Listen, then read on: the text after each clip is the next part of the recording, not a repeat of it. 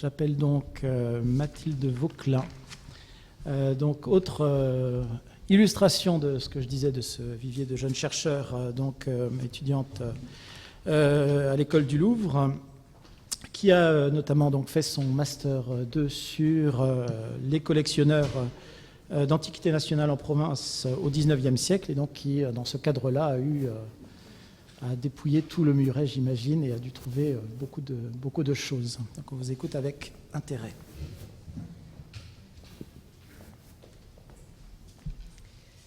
Donc effectivement, pour mon mémoire de Master 2, Cécile Colonna m'a proposé de faire un travail en lien avec le digital muret. Et ce qui m'a intéressée en premier lieu, ce sont tous les noms de collectionneurs qui sont indiqués au verso des feuillets. Donc on l'a dit tout à l'heure, il y en a plus de 150. C'était impossible de m'intéresser à ces 150 personnes à la fois, et donc il fallait réduire la liste. J'ai fait le choix de me focaliser sur les collectionneurs d'antiquités nationales en province. Ça faisait un total de 27 collectionneurs, ce qui était tout de même plus raisonnable. Le but, c'était d'explorer des thématiques encore peu abordées de l'histoire des collections, d'une part, puisque pour l'histoire des collections, on se concentre quand même plutôt sur la capitale et plutôt sur les beaux-arts ou l'antiquité classique. Et puis aussi de l'histoire de l'archéologie, parce que pour la première moitié du XIXe siècle, on s'intéresse plus aux missions à l'étranger qu'à l'archéologie nationale. On commence vraiment à s'y intéresser plutôt à partir des années 1850-1860, avec l'invention de la préhistoire et l'ouverture du musée d'archéologie nationale, musée des antiquités nationales. Je souhaitais donc trouver des éléments de réponse à une série de questions très simples. Qui étaient ces collectionneurs? Pourquoi collectionnaient-ils? Que collectionnaient-ils? Comment? Que savaient-ils de ce qu'ils collectionnaient? Cherchaient-ils à faire connaître leur collection et si oui, par quels moyens? Et enfin, que sont devenues ces collections? Les albums murets m'ont servi de plusieurs manières, et je dirais que le plus important, c'est qu'ils m'ont offert d'emblée ce qu'il aurait été extrêmement compliqué d'obtenir d'une autre manière, à savoir une sélection réduite de collectionneurs sur lesquels travailler, parce qu'il y en avait de très nombreux à l'époque. Alors bien sûr, je ne pouvais pas les considérer d'emblée comme représentatifs, mais comme vous le voyez, ils se répartissent quand même sur l'ensemble du territoire, et je dirais a posteriori que la très grande diversité de leurs profils m'invite à penser que c'est quand même un aperçu assez fidèle de la situation de l'époque. Et je dis diversité de profils parce que dedans, on avait François Mioche, qui était boulanger à Clermont-Ferrand, qui habitait dans un 2 pièces à côté de sa boulangerie et dont la collection tenait dans une armoire. Et on a aussi Jacques-Louis Xavier de Cibeux de Saint-Ferriol, qui est le richissime propriétaire de la seigneurie d'Uriage, et dont j'avoue avoir renoncé tout simplement à compter le nombre de tableaux qui sont cités dans son inventaire après décès. Il y avait même une femme dans cette sélection, Madame Fèvre, qui était originaire de Mâcon, et qui d'ailleurs avait de loin la collection la plus représentée dans les albums murets, puisque sur les 150 objets concernés, il y en avait une cinquantaine qui provenaient de sa collection. En étudiant ce groupe, je me suis aperçue qu'il n'y avait pas un profil type ou même des profils types de collectionneurs, qu'ils étaient tous différents. D'où le problème qui s'est posé quand il s'était agi de préparer cette communication, puisque ça me paraissait difficile, pour moi comme pour vous d'ailleurs, de vous parler de 27 personnes à la fois. J'ai donc fait le choix d'en sélectionner un, et en fait, à travers le parcours de ce collectionneur, d'évoquer les différentes questions que je me suis posées pour mon travail, tout en faisant des excursus par moment sur quelques autres collectionneurs, mais je me suis vraiment limitée, pour notamment revenir vers les albums murets quand cela s'y prêtera. Ce collectionneur, c'est Armand Gustave Houbigant. Il est le fils d'un célèbre marchand parfumeur parisien, né en 1790, et il est cité en fait par Muret pour un seul objet, cette bouterolle de fourreau, tout à fait modeste. Son père est mort alors qu'il n'avait que 17 ans et il hérite à ce moment-là d'une énorme fortune. C'est l'un des plus fortunés parmi les collectionneurs que j'ai eu à étudier, tout en sachant quand même que des comparaisons statistiques permettent de montrer qu'ils étaient tous dans les classes les plus aisées de la société. Même ce boulanger de Clermont-Ferrand était quand même relativement riche.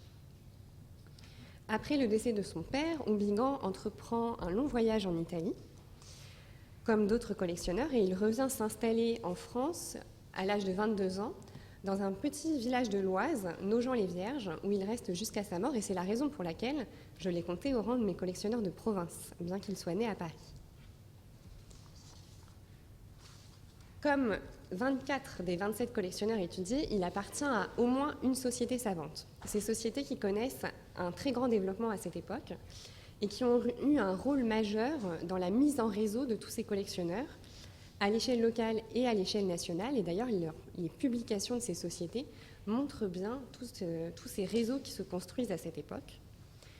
Et ces réseaux sont également attestés par des lettres, comme ici une lettre d'Armand-Gustave Houlligand à Auguste Moutier, dans laquelle il lui pose des questions sur une découverte qui vient d'être faite et puis sur une question de datation.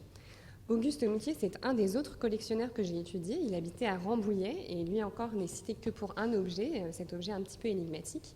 Et il est très intéressant parce que la majeure partie de sa correspondance scientifique est arrivée aux archives départementales des Yvelines et elle est extrêmement riche, j'aurai l'occasion de revenir dessus. Il y a également des liens entre les collectionneurs et la capitale et ses institutions. Par exemple, Houlligand nous apprend qu'étant jeune, il a travaillé auprès d'Embrun-Louis Milin, qui a dirigé le cabinet des médailles de 1799 à 1818. Et cette rencontre l'a peut-être d'ailleurs encouragé à devenir collectionneur, et j'en viens donc aux motivations qui ont pu être les siennes. Pour les collectionneurs, il y a deux motivations qui sont principalement mises en avant. La première, c'est de conserver un patrimoine en péril, dont il est fait encore peu de cas à cette époque. Et la seconde, c'est écrire l'histoire. Houlligand déclare lui-même à propos de ces antiquités, en les réunissant, j'ai voulu surtout me procurer des monuments propres à éclaircir et à compléter l'histoire ancienne du pays. Alors, à côté de ces motivations très nobles, il y en a d'autres qui sont moins mises en valeur par les intéressés, mais qui peuvent se lire ou se deviner par moments. Pour certains, la collection, c'est juste un passe-temps, c'est vraiment un divertissement. Et puis pour d'autres, ça peut aussi être un marqueur de la place qu'ils souhaitent se donner dans la société. Et de manière générale, c'est une démarche qui est rarement totalement dénuée de vanité. Par exemple, Houlligand, lorsqu'il lègue sa collection archéologique au musée de Beauvais, y adjoint son portrait, ce qui est assez lourd de sens. Mais que contenait donc cette collection archéologique? Alors, il y a eu un inventaire après décès qui a été dressé, mais les minutes du notaire n'ont malheureusement pas été conservées, ce qui nous empêche de connaître le détail de cette collection. Mais on a quand même des documents, notamment son testament qui est assez long et qui nous donne quelques indications. Également un article qu'il a publié dans les mémoires d'une société dont il était membre, la Société académique d'archéologie, sciences et arts du département de l'Oise. Et puis une série de feuillets manuscrits qui m'ont été signalés par Richard Schuller, qui est conservateur au musée de l'Oise, et qui sont de sa main. Houlligand nous explique lui-même que son intention n'a jamais été de former un cabinet d'antiquité générale. Il n'a pensé qu'à recueillir celles qui se sont trouvées dans l'ancienne Bellovaquie ou dans les pays limitrophes dont les habitants avaient pu avoir des relations suivies avec les anciens Bellovaques, donc autour du territoire de Beauvais. Et de fait, plus qu'un goût pour les antiquités nationales, ce qui se développe au début du XIXe siècle, c'est un goût pour les antiquités locales. Il y a probablement un aspect purement pratique. Je pense que c'est plus simple de s'intéresser à des antiquités qui sont découvertes proches de chez soi. Mais il y a quand même aussi un certain chauvinisme là-dedans, pour ne pas dire un chauvinisme certain, et qui semble même, je dirais, souvent supplanter cet élan patriotique national qui est régulièrement cité dans les publications sur l'histoire de l'archéologie. Et d'ailleurs, ce chauvinisme n'est pas sans obscurcir parfois un petit peu le jugement des collectionneurs. Peut-être qu'Houlligand est un brin trop enthousiaste quand il déclare que sa commune de Nogent-les-Vierges a été fondée par Clovis lorsqu'il a campé sur les rives de l'Oise pour repousser les légions romaines. Bon, c'est une hypothèse. Dans sa collection, donc, il conserve des terres cuites, des bronzes, de la petite sculpture en pierre, le tout de provenance locale. En revanche, c'est un des très rares collectionneurs à ne pas être numismate. Et en plus de ces antiquités bellovaques, il s'intéresse aux antiquités nationales au sens large, c'est-à-dire qu'il y inclut, comme il était d'usage à l'époque et comme le faisaient d'ailleurs les autres collectionneurs, les pièces médiévales, voire les pièces Renaissance. Et en plus des antiquités, je n'ai pas trouvé de renseignements vraiment sur les beaux-arts, mais il avait une collection importante de gravures historiques et il collectionnait aussi les costumes de théâtre. Alors c'est une indication parmi d'autres de la très grande variété de ce qu'on retrouve dans les collections à cette époque-là, on n'est finalement pas si éloigné que ça des cabinets de curiosité des siècles précédents. Et je dirais que même parfois, on franchit la limite floue entre collection et accumulation. Donc toutes ces collections étaient souvent très éclectiques. Et enfin, ça peut paraître un petit peu étrange aussi, oui, Houlbingan collectionnait aussi les livres et les archives. En fait, les collectionneurs archéologues comme lui, ils se basaient à la fois sur les objets pour écrire l'histoire, mais aussi sur des documents manuscrits et publiés. En l'occurrence, Houlbingan, il s'est constitué une bibliothèque de plus de 10 000 ouvrages, et il avait la volonté d'être absolument exhaustif sur tout ce qui concernait le territoire de l'ancienne Bélovaquie, comme il l'appelle. Donc il collectionnait tous les ouvrages qui en parlaient, quelle que soit leur thématique. Et puis, pour les archives, il faut considérer les difficultés d'accès aux dépôts publics à l'époque, et de même que l'absence de moyens de reprographie. Aujourd'hui, c'est très facile, on prend une photo, mais là, c'était beaucoup plus compliqué, et les collectionneurs se constituaient très souvent leur propre fonds. Si bien que dans le testament d'Houlbingan, on a la mention d'une chambre des archives dans sa propriété. Comment les collections étaient-elles formées? Dans le cas d'Houlbingan, on peut distinguer deux principaux moyens. Le premier, c'est la fouille. Et les collectionneurs, ils fouillent d'abord dans leur jardin, parce que c'est plus simple. Donc, ici, vous avez un feuillet qui est écrit de sa main, et puis en face de cette cuillère, il y a cette petite mention, une petite cuillère en bronze, trouvée dans le jardin de la petite maison de M. Houlbingan. Et un peu plus loin sur la page, il parle aussi de monnaie en bronze qu'il a trouvée dans son jardin, où il a aussi trouvé une portion de voie romaine. Une autre mine pour les fouilles des archéologues, ce sont les chantiers de chemin de fer à cette époque-là. Alors, je n'ai pas de témoignage pour Houlbingan, mais j'en ai un avec un autre collectionneur qui est présent chez Muret, qui s'appelle Jean-Baptiste Bénard. Et on a cette fibule qui est trouvée en 1849, comme nous indique Muret, sur le territoire de Scrupte, et qui appartient à M. Bénard à Sermez-sur-Saulx. 1849, c'est précisément la période où est aménagée la ligne Paris-Strasbourg. Et on a la construction d'une gare à Blême. Et à l'occasion du chantier de cette gare-là, on sait que Bénard a acheté les vases gallo-romains qui ont été trouvés. Il se trouve que Scrupte, c'est seulement 2 km plus loin sur la ligne de chemin de fer. Donc je pense qu'il est très probable que cette fibule ait été trouvée dans le cadre de cet aménagement. Après la fouille, l'autre moyen employé par Houlbingan et par bien d'autres collectionneurs d'ailleurs pour augmenter leur collection, ce sont les rabatteurs. Houlbingan nous explique ça très bien. Il nous dit « Pendant 40 ans à peu près, j'ai pu recueillir bon nombre d'objets, chacun me signalait les découvertes faites et j'y courais. » Il y a des variantes, par exemple Madame Fèvre, dont je vous parlais tout à l'heure, elle attendait sagement chez elle le passage du chaudronnier ambulant. Et en fait, juste avant qu'il aille à la fonderie, et elle faisait sa petite récolte parmi ce qu'il avait rassemblé.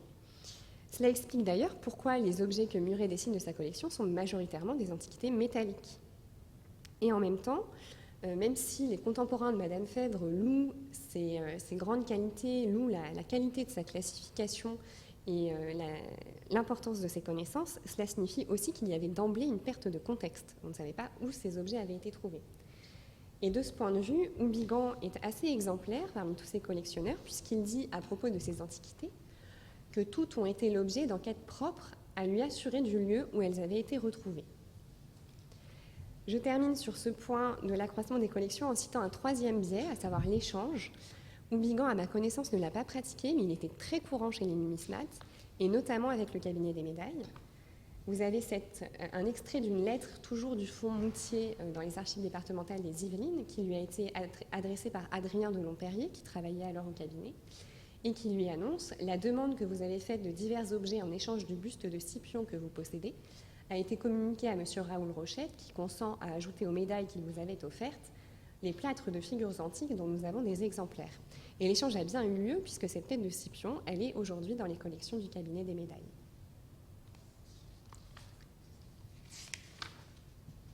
J'ai souligné la permanence dans les collections d'une certaine forme de curiosité.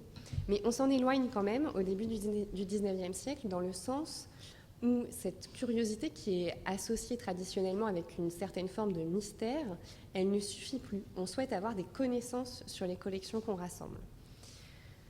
Et se pose alors la question du niveau de connaissance de tous ces collectionneurs sur leurs collections.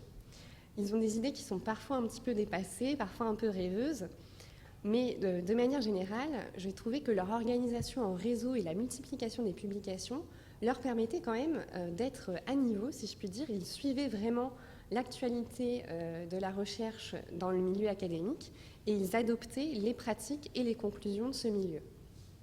À travers le cas d'Oubligan, j'aurais pu aborder beaucoup de thématiques comme le classement associé à la notion de progrès ou le rapport aux autorités scientifiques. J'ai choisi de m'en tenir à la question de l'invention de la préhistoire qui a beaucoup perturbé dans ces milieux de collectionneurs archéologues. Oubligan publie donc un long article en 1859 qui permet de mesurer l'importance de cette découverte de la préhistoire et le bouleversement que ça a pu être. Le contenu de sa bibliothèque montre qu'il lit avec avidité tous ses contemporains. On sait qu'il est en contact étroit avec le personnel du cabinet des médailles. Dans cet article, on découvre qu'il connaît toutes les thèses de Jacques Boucher de Perthes et il témoigne du nombre grandissant de personnes qui sont forcées de se rallier à ces thèses. Et pourtant, malgré tout cela, il dit « Je suis tout à fait incompétent dans cette question qui est toute géologique. J'ai dû en dire ici un mot, je ne crois pas devoir m'en occuper davantage. » C'est comme s'il ne mesurait pas en fait la portée des découvertes de Jacques Boucher de Perthes. Pourtant, il possède de nombreux bifaces qu'il appelle encore des haches et il défend qu'il s'agit en réalité de casse-tête gaulois. Il affirme par ailleurs que les mégalithes sont à relier aux pratiques des druides. Et également, il dit, je le répète, les tumulus qui existent dans la Gaule n'y ont pas été élevés par des mains gauloises, ils y ont été érigés par des hordes d'origine scythique sorties de la Scandinavie. Et il avance sur plusieurs pages toute une série d'arguments très très sérieux en faveur de ces thèses, même si elles sont très contradictoires. Et il répète, il a ce leitmotiv, en archéologie, il n'y a presque jamais de vrai que ce qu'il y a de plus probable. En résumé, on voit bien la confusion qui pouvait régner dans les esprits à cette époque charnière. Et il faut bien le souligner, à cette époque, on n'a encore aucun outil qui est propre à dater les découvertes pour les civilisations qui ne soient pas historiques. Si on aborde maintenant la question du lieu de la collection, on a une très grande diversité de situations. Il y a ce boulanger de Clermont-Ferrand dont la collection tient dans une armoire. Parfois, la collection, elle occupe 1 pièce, 2 pièces, 3 pièces de la maison. Parfois, la maison se transforme en musée. J'ai des gens qui dormaient avec des momies dans leur chambre, quand même. Et puis, le dernier niveau, si je puis dire, on l'atteint avec Oubligan, c'est quand la maison fait partie de la collection. En fait, il a été alerté de la destruction déjà avancée du château de Sarcus, qui est à 70 km de chez lui, et il a décidé de récupérer ce portique à arcade pour le ramener chez lui et l'intégrer à la façade de sa maison. Donc, ce portique, il ouvre sur un cabinet qu'il appelait le cabinet de la Renaissance et sur une antichambre qu'il appelait une antichambre gothique. Et c'est là qu'étaient conservées ses collections d'antiquités. Malheureusement, je n'ai pas plus de détails sur la manière dont ces collections étaient présentées. Et c'est vrai que c'est assez rare pour tous ces collectionneurs d'avoir des indications de cet ordre. Après la question de l'espace de la collection, s'est posée celle de sa diffusion et donc en premier lieu celle de son ouverture au public. Là encore, on trouve deux extrêmes. On a d'un côté le collectionneur qui va trier sur le volet ses visiteurs, et de l'autre, un collectionneur comme Oubligan, qui ouvre très largement les portes de son petit musée, même quand il n'est pas là, et qui nous dit « J'ai toujours blâmé dans toutes les sciences ces enfouissements égoïstes des objets qui pouvaient faire progresser la science ». Par ailleurs, certains collectionneurs faisaient parfois sortir des objets de leur collection. Ça pouvait être à l'occasion de séances de sociétés savantes auxquelles ils appartenaient, à l'occasion d'expositions locales ou d'expositions nationales. Il y en a qui sont allés exposer aux expositions universelles. Il y en a un d'entre eux qui les amenait avec lui quand il allait en cure. Et puis, il y en avait plusieurs aussi qui avaient pour habitude d'en apporter à Paris pour les montrer à des spécialistes. Oubligan, par exemple, a présenté à Adrien de Lomperrier des pièces de sa collection pour avoir son avis à propos de ces pièces. Et finalement, c'est sans doute à l'occasion de ce type de séjour dans la capitale qu'ont été dessinés les objets des collectionneurs par Jean-Baptiste Muret. Ces objets, ils étaient d'autant plus facilement ajoutés au bagage qu'ils étaient de petite taille. Et il est tout à fait intéressant de ce point de vue-là de noter que la plupart des objets des collectionneurs que j'ai étudiés, qui ont été dessinés par Muret, sont petits. Donc on peut très bien imaginer en fait que les collectionneurs arrivaient à Paris avec et qu'ils allaient voir le personnel du cabinet des médailles, par exemple Lenormand ou Chabouillet, et qu'à ce moment-là, ce personnel demandait à Muret d'en faire une reproduction par le dessin. Et c'est d'ailleurs attesté par une lettre, toujours du fonds Moutier, qui lui a été adressée par l'abbé Cochet, le pionnier de l'archéologie moderne. et qui nous dit, à propos d'un passage qu'il a fait au cabinet des médailles, « J'ai vu jusqu'à Monsieur Lenormand, je lui ai montré nos bijoux d'Anvermeux, ah, cela est mérovingien, c'est écrit Lenormand, tout cela est du 7e siècle, il faut que Monsieur Muret le dessine, et Monsieur Muret l'a dessiné. » Et je pense que ça répond en partie à une question qu'on se posait ce matin sur la manière dont tout cela se faisait. Enfin, pour ce qui est de la diffusion, il faut ajouter les publications. Ces publications, ce sont toujours des morceaux choisis. J'ai dénombré une demi-douzaine de projets de catalogue exhaustifs, mais ça n'a jamais fonctionné, y compris pour Houbigan, qui a dû abandonner son projet et qui a donc finalement publié cet article qui est une sélection sur ces antiquités celtiques. Et il souhaitait faire la même chose sur ces antiquités gallo-romaines et sur ces antiquités mérovingiennes, mais il est décédé avant de pouvoir mener à bien ses projets. Que sont alors devenues ces collections ? Houbigan a légué ces antiquités au musée de Beauvais, en accord avec ce qu'il déclarait, à savoir que la véritable place pour les objets que l'on trouve dans un département et dans un musée départemental formé au chef-lieu du département, là, rapprochés de leurs analogues, portant une indication aussi précise que possible de la localité qui les a procurés, de la date de la trouvaille et de toutes les circonstances qui ont accompagné la découverte, ils ont un but véritablement utile. C'est un cas très rare des legs comme ça de collections entières des collectionneurs à un musée, et c'était donc très prometteur pour retrouver la collection, et a fortiori la boutrolle de Fourreau dessinée par Muret. Ça, c'était sans compter sur le fait que le musée a brûlé pendant la Seconde Guerre mondiale et que l'immense majorité du leg Houbigan a disparu dans l'incendie. La chose quand même incroyable, c'est que parmi la petite poignée d'objets qu'il restait, il y avait cette boutrolle de Fourreau. Elle fait donc partie des 23 objets ayant appartenu aux collectionneurs de province sur quelques 144 qui ont été retrouvés, soit un total de 16%. 16%, c'est peu et c'est beaucoup en même temps. Les objets concernés, ils sont petits, ils sont souvent d'une faible valeur vénale, au moins à l'époque. Ensuite, d'une part, on ne sait pas si ça se trouve, ils ont quitté la collection des collectionneurs avant même le décès de ces collectionneurs.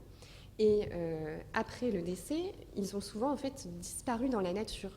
Pas forcément même à l'occasion d'une vente, c'est-à-dire qu'ils ont pu être transmis à un héritier et on en perd totalement la trace. Ils se sont un petit peu évanouis. Et ce, malgré des bonnes volontés, avec des sociétés savantes locales qui essayaient quand même, autant que faire se peut, de faire des achats en bloc de collections pour que les collections restent vraiment dans les musées locaux, les deux grandes menaces à l'époque étant considérées comme Paris et l'Angleterre. Et je vous propose en une minute, pour finir, de voir ce qu'il est advenu des collections des autres collectionneurs que j'ai pu citer, en me focalisant sur les objets dessinés dans les albums Muret. Pour ce qui est du boulanger de Clermont-Ferrand, je n'ai pas retrouvé cette terre cuite, qui est le seul objet dessiné par Muret de sa collection. En revanche, l'intégralité de sa collection numismatique est passée entre les mains de Félicien de Solcy et est donc arrivée ensuite au cabinet des médailles. Et on doit donc, mine de rien, à ce modeste boulanger, ces 3 statères en or avec la titulature de Vercingétorix. Le musée du richissime comte de Saint-Ferriol lui a survécu pendant une 30aine d'années, et puis ses héritiers ont ensuite fait don successivement de ces antiquités égyptiennes au musée de la ville de Grenoble, dont elle constitue le noyau, au muséum de la ville de Grenoble de ses collections ethnographiques et de ses collections d'histoire naturelle, et au musée dauphinois de ce qu'il avait découvert lors de ses fouilles locales à Uriage, y compris ce petit ex-voto en plomb donc, qui a été dessiné par Muret. La collection Bénard a été dispersée en vente publique.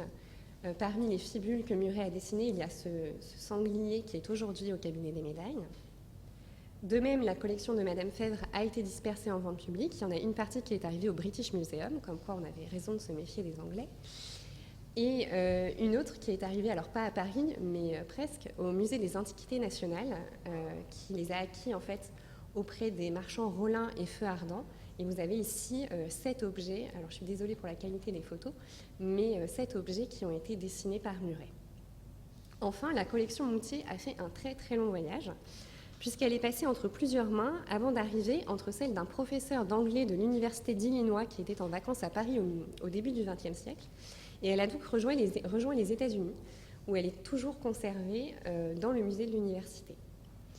Voilà donc pour ma modeste contribution au travail de recherche de la localisation des 8000 et quelques objets dessinés par Muret.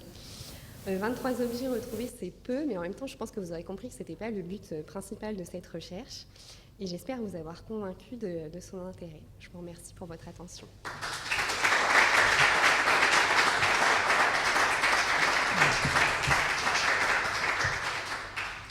Merci. Effectivement, l'exercice était convaincant avec ce monde fascinant des collectionneurs, je veux dire, les petits, les gros, certains qu'on connaissait comme Fèvre à Mâcon, comme Soulages à Toulouse, et puis après les plus modestes, avec cette vivacité aussi des sociétés savantes de l'époque, qui est un élément important, et puis avec parfois même l'aspect Bouvard et Pécuchet de certains, qu'on devine chez certains.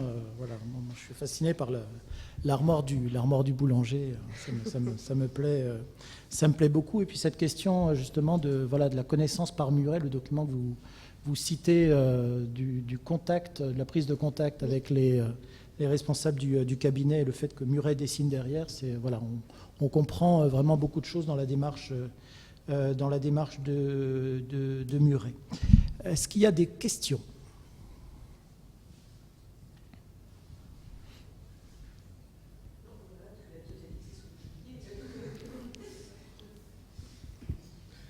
Moi, je suis quand même stupéfait parce que le boulanger, il avait 3 stataires d'or de Vercingétorix, on est d'accord ? Ouais. Et il est resté boulanger. Oui. Ok. Alors, qu'est-ce qu'un riche boulanger ? Alors, riche, c'est parce que j'ai pu en fait avoir accès à toutes leurs déclarations de succession. Et j'ai pu faire des comparatifs avec des articles qui ont été publiés par des historiens de l'économie et qui m'ont montré que globalement, au regard des montants dans ces déclarations, toutes ces personnes étaient dans les 10% de la population les plus aisées quand même. Donc même ce boulanger. Il est propriétaire de son atelier, de son four, il n'est pas manouvrier. Sociologiquement, c'est intéressant effectivement de voir à quel niveau il se situe. Une question pratique sur toutes ces figures, parce que ma méconnaissance de la base, ce que je ne devrais pas avouer, mais il y a un annuaire, c'est-à-dire comment est-ce qu'on interroge les personnes et comment on alimente, par exemple, si on cherche un nom. Est-ce qu'on aura la biographie ? Est-ce qu'on aura des portraits ? Est-ce qu'on aura un historique ? Comment ça fonctionne ? Pardon. Oui, alors oui, on aura dans Agora, chaque nom a une notice propre, une notice biographique, donc effectivement qu'on va renseigner au fur et à mesure, donc certains très connus, certains un peu moins, voilà. Mais oui, il y aura ces notices. Alors j'en profite puisque j'ai le micro. Merci Mathilde pour nous avoir bien synthétisé toute la richesse du travail que tu avais fait l'année dernière. J'avais juste une question, une précision. C'était un aspect qui m'avait assez intriguée, c'est cet aspect de collectionneur d'archives qu'on occulte souvent. On parle souvent de ces collectionneurs effectivement qui ont d'autres fonds de collection plus ou moins en rapport, qui ont des bibliothèques. Et ce qu'on sait pour Houbigant, qu'est-ce que c'était que ces archives ? Est-ce que c'est des archives très anciennes ? Qu'est-ce qu'ils mettent sous la dénomination archive ? Est-ce que ça va être aussi des papiers pas si anciens ? Est-ce qu'on peut préciser ainsi ? Pour Houbigant, on ne sait pas. En revanche, ce type de collection, je l'ai retrouvé aussi avec un autre collectionneur qui est Louis de la Saussée, qui est le cofondateur de la revue numismatique. Et lui, dans son testament, il parle de sa collection d'archives et il cite même 2 pièces qui sont particulièrement rares. De mémoire, c'était des pièces du XVe siècle sur vélin, pour lesquelles il me semble, il fait une estimation de leur valeur qui était particulièrement importante. Et s'agissant des archives, justement, mais j'insiste, il y aura des liens aussi avec les sources. Enfin, est-ce que c'est envisageable ? Est-ce que c'est prévu que, justement, par exemple, là, on a la chance d'avoir les inventaires après décès ou, dans certains cas, tout un élément même de documents illustrés. Est-ce que ça apparaît dans la notice biographique, un peu comme justement sur le dictionnaire Oui, mais c'est le principe, comme on a vu ce matin dans les notices Agora, on met le maximum de liens envers toutes les ressources qui sont présentes. Alors, elles sont plus ou moins présentes en ligne, donc il y a certains fonds, évidemment. Oui, mais au moins les indications. Qu'on peut au moins citer, voilà, oui. Mais on fera au maximum. Pas d'autres questions ? Non. Moi j'en ai une quand même. Sans te demander de faire des statistiques multivariées, multidimensionnelles à la Bastien Rueff, en termes de typologie d'objets de ces petits collectionneurs, justement, tu dis qu'ils sont souvent des petites dimensions, des fragments d'armes, etc. Parce que c'est ce qui ressort le plus souvent, hein, de quand on fait un trou dans un jardin, en général, on va croiser une sépulture, un bout de voie romaine, donc ça va être quoi, des fibules abandonnées, des monnaies, etc. Donc si toi, tu devais resituer proportionnellement les catégories d'objets qui se trouvent et qui justement ne se trouvent pas dans ces objets-là de petits collectionneurs, est-ce que tu n'as pas un faciès qui revient le plus souvent ? Non, parce que, en fait, tout simplement, je suis partie des albums Muret qui m'ont indiqué des noms de collectionneurs. Et je dois avouer que pour beaucoup d'entre eux, en fait, je n'ai pas du tout le détail de leur collection. Tu n'as pas retrouvé le reste de leur collection J'ai une idée plus ou moins précise selon les collectionneurs des typologies d'objets qu'ils pouvaient collectionner. Mais le détail et faire des statistiques, faire des proportions, ça, c'était tout à fait... Mais juste avec ceux dont tu as la mention, clairement, tu n'as pas des grandes statues en marbre. Tu as plutôt des petits trucs... Non. Boutrolle de fourreau d'épée, une fibule émaillée du 3e. Après, certains collectionnaient aussi les antiquités classiques et donc ils avaient des choses plus volumineuses. Mais pour les antiquités nationales, non, c'était pas... Comme tu dis, pour par exemple celles qui ont voyagé pour arriver à Paris sous les yeux de Muret, c'est souvent des choses qui, comme la boutrolle de fourreau d'épée, c'est quelque chose qu'on se transporte, pas dans une poche, mais presque dans un petit... C'était plus volumineux quand c'était médiéval ou Renaissance. Parce que là, on a des fragments d'architecture ou des statues. Mais... Oui, dont en plus on peut éventuellement faire dessiner sur place et amener un estampage ou amener un dessin pour qu'il soit recopié. L'exception, c'était peut-être Jovet à Autun. Ou alors à ce moment-là, à Autun, c'était une conjonction de situations favorables dans le sens où il y avait énormément d'antiquités et ça n'intéressait personne. Donc il a pu tout récupérer. Il a construit sa maison par-dessus la mosaïque du Bellérophon. Oui, ça intéressait personne parce qu'on fouillait Bibracte à côté quasiment en même temps. Donc... enfin non, c'était pas... Enfin bref. Donc du coup, oui, c'est intéressant. Est-ce qu'il y a d'autres questions ? Christian. Félicien ou Félix de Saulcy, comment est-ce que est-ce que tu as su comment les pièces étaient arrivées ensuite dans sa collection ? Est-ce qu'on l'avait... En fait, Félicien de Saulcy, je pense, attendait la mort de Mioch pour acheter sa collection. Enfin, sa collection était connue. Elle était connue. J'ai retrouvé dans la correspondance de Louis de la Saussée des lettres de François Mioch. Donc, il a échangé avec ce fondateur de la revue numismatique. Et on a la mention en fait que la collection allait être dispersée par la vente, mais qu'en fait juste avant la dispersion, il y avait un acteur privé qui avait tout acheté. Et en fait, dans une autre source, j'ai découvert que cette personne était Félicien de Saulcy. Et ça s'est fait très très rapidement après la mort de François Mioch. Ce qui s'appelle avoir des espérances. Voilà. On attend. Mais d'ailleurs, Muret lui-même est dans cette situation de petit collectionneur, donc il devait être aussi d'autant plus sensible à ces... on imagine aussi des sympathies de collectionneur à collectionneur. Et on a même dans la collection Muret, alors je ne voudrais pas trop empiéter sur ce qui se passe après, mais dans la collection qu'avait réunie Muret, la partie qu'on a retrouvée au musée d'archéologie nationale, il y a dedans un objet qu'il avait légendé comme étant de la collection de Devime, un autre collectionneur, un collectionneur de Nantes. Et je me demande si en fait Devime ne l'a pas laissé à Muret pour le dessiner, et puis finalement, comme c'était petit, c'est resté dans sa collection personnelle. Ne préjugeons pas de ce qu'a pu faire Muret. C'était tout petit et c'était rien. Mais, Est-ce que ça vaut pas plus cher de racheter le même que de refaire le voyage Nantes-Paris, Paris-Nantes ? Oui. Voilà.